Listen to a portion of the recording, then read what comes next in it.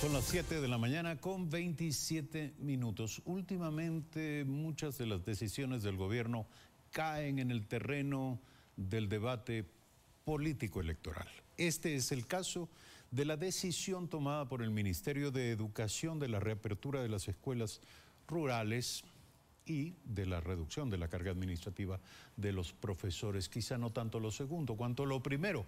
Lo primero es materia de un acalorado debate, o yo diría de un conflicto de afirmaciones a través sobre todo de las redes sociales. Se encuentra con nosotros Hugo Venegas, miembro del equipo técnico del Contrato Social por la Educación, consultor en educación. Buen día, gracias por estar aquí.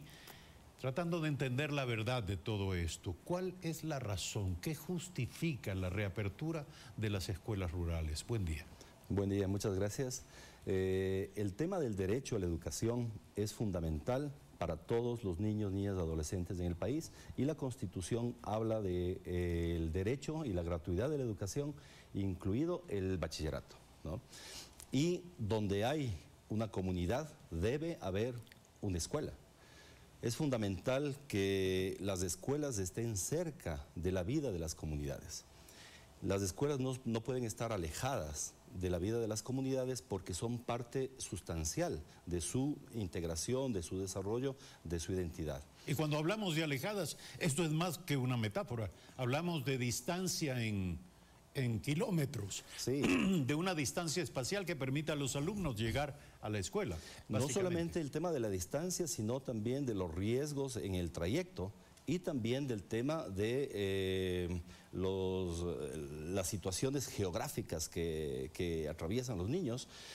Por ejemplo, se ha conocido últimamente el tema de Chunchi, que va a ser una de las escuelas que se abre esta semana. Fue suspendida el año pasado un mes por deslaves. Es una zona de deslaves permanente, la zona de ahí de Chunchi, y los niños tenían que sortear todo riesgo en el trayecto a la escuela. Pero aquí hablamos de una circunstancia, digamos, especial, bajo la amenaza de riesgos, digamos, de eventos naturales. Yo lo que pregunto es, ¿existe un conflicto entre escuelas rurales y escuelas del milenio? ¿Realmente estamos hablando de dos antípodas, de dos modelos educativos que vale la pena poner en distinta balanza? Bueno, las escuelas del milenio cubren solamente el 3.6% de la oferta educativa del país. No es un modelo que se ha consolidado ni desarrollado. Más bien fue como un imaginario que se desarrolló en el anterior gobierno principalmente, poniendo como el modelo de una educación moderna, urbana, la infraestructura de cemento, impresionante en algunos casos, pero eso no solamente eso es la escuela. La escuela es precisamente donde aprenden los niños, cómo aprenden los niños, y en el tema de educación rural versus educación urbana, debemos ver que la población ecuatoriana, aproximadamente el 36% de la población está en el sector rural. Y no es que hay que llevar a esa población a los predios urbanos. O sea, lo que se necesita básicamente no solamente es construir grandes escuelas como las escuelas del milenio, sino más bien fortalecer las escuelas comunitarias, porque ese es el eje de desarrollo incluso productivo, agrícola, ganadero de nuestro país. O sea, entonces no estamos hablando de modelos que se contraponen, sino que en el mejor de los casos podrían y deberían ser complementarios.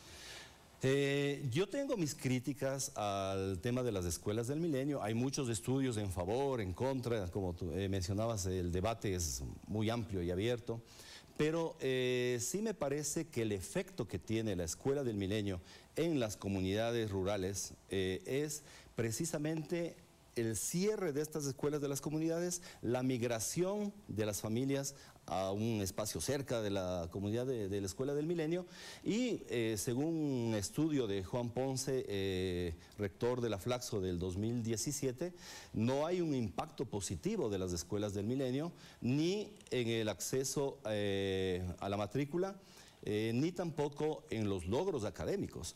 Hay un leve incremento en logro de matemática, pero no es un impacto importante de las escuelas del milenio. Entonces, ese estudio dice que no es la infraestructura la que resuelve el tema pedagógico, el tema de la calidad de la educación, el tema de los aprendizajes, sino el mismo estudio dice que la relación docente-estudiante es la clave para la calidad de la educación. Pero volviendo a lo de las escuelas rurales, en el pasado Ecuador tuvo escuelas rurales y era un poco el modelo de la educación de segunda clase.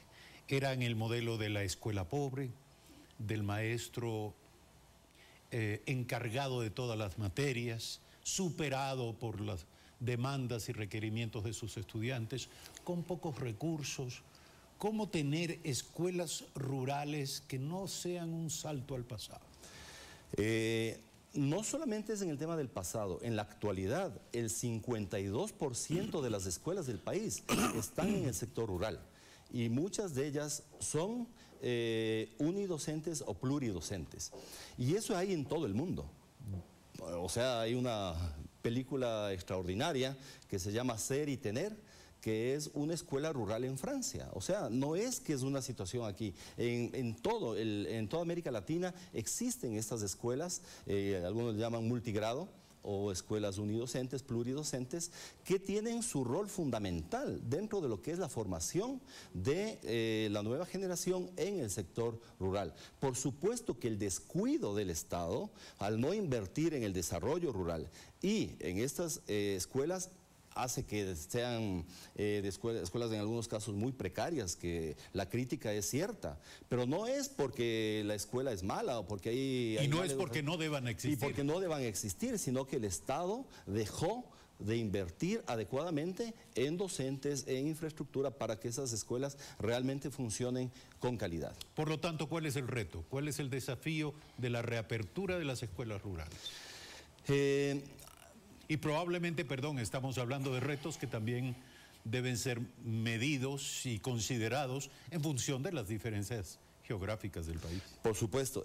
Bueno, uno de los retos de esta reapertura de las escuelas es precisamente tener un modelo adecuado de escuela y una formación adecuada de los docentes para trabajar en lo que serían las escuelas comunitarias rurales.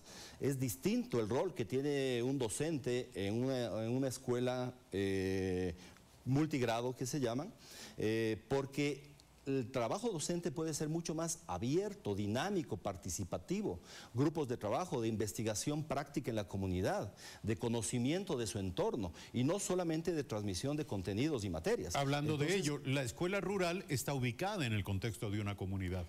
¿El maestro debe pertenecer a la comunidad o no? Eso es lo interesante de esta diferencia entre escuela comunitaria y escuela del milenio.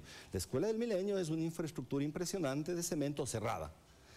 La escuela comunitaria está en el territorio, está en la comunidad, vive de la comunidad, se relaciona con la comunidad. Los niños no aprenden solamente en el aula, aprenden en diversos espacios comunitarios. Ahí está la naturaleza. O sea, depende qué es lo que tú veas como educación o lo que el país vea como educación para ver qué es lo que elijo. Si es que solamente transmisión de conocimientos fríos en un aula, bueno, eso es un modelo que está dado. Pero el modelo comunitario de aprendizajes, de los múltiples aprendizajes y los múltiples espacios y formas de aprendizajes de los estudiantes es un privilegio de la escuela comunitaria.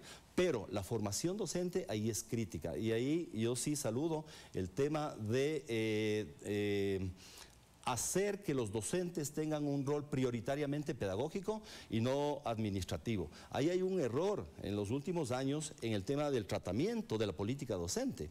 Los docentes solamente operaban currículo y eran controlados administrativamente con una cantidad de información que les requiere el ministerio, que suban a la plataforma casi todos los días. Entonces pierden su rol pedagógico para tener más un rol burocrático, administrativo, y yo sí creo que eso hay que cambiar. Pero ¿cómo operar ese cambio sin perder control? Obviamente el control debe haber, y el control no debe ser solamente del Estado o del gobierno, también debe ser comunitario, ¿no? O sea, el rol en la educación no solamente lo tiene el Estado y el gobierno, eso es lo que algunos llaman Estado docente. y la otra es la sociedad educadora, la sociedad que forma, que educa a sus ciudadanos. En el último decenio, por así decirlo, el Estado impuso lo que debía aprenderse, como el control, incluso el miedo de los docentes. Era un tema de sanción, y la educación se da en creatividad y en espacios de libertad. Muchísimas gracias por traer estas ideas aquí. Un tema sobre el que debemos seguir hablando, porque ya tiene que ver, este es un tema de verdad importante, perdonen ustedes la audacia de decirlo de una manera tan cruda. Tocamos temas y temas todos los días. Hoy son importantes, mañana no. Este tema es importante hoy y lo será mañana también. Gracias. Muchas gracias por aceptar la invitación a este programa. La sociedad ecuatoriana tiene que aprender a enseñar. 7 de la mañana, 38 minutos. Gracias por el privilegio de su sintonía. Mañana volveremos con Primera Impresión a las 6:55 de la mañana.